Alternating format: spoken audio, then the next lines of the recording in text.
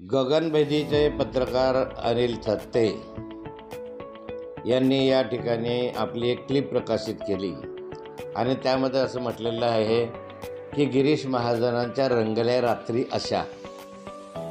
त्यात त्याने डिटेल सांगितलेलं आहे की गिरीश महाजनांचे एका महिला IAS अधिकाऱ्याबरोबर संबंध आहे. तिचं नाव मला माहिती आहे, पण ते सांगणं उचित होणार नाही असे त्यांनी म्हटलेलं आहे.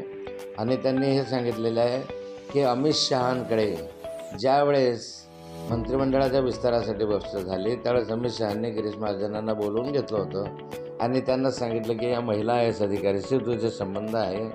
याने सांगितलं होतं की नाही, माझ्या अनेकांशी संबंध आहे, कामानिमित्त मी बोलतो वगैरे वगैरे.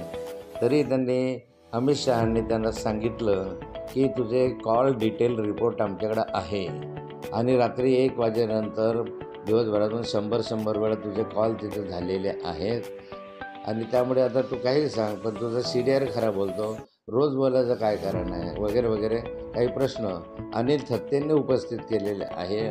अमित शहांच्या वक्तव्याचा हे देऊन हवाला देऊन मला वाटतं की या संदर्भामध्ये जे CDR आहेत ते 10 वर्षाचे जर गिरीश महाजनांचे तपासले तर खरी वस्तुस्थिती समोर येईल की याच्यामध्ये तथ्य काय आहे.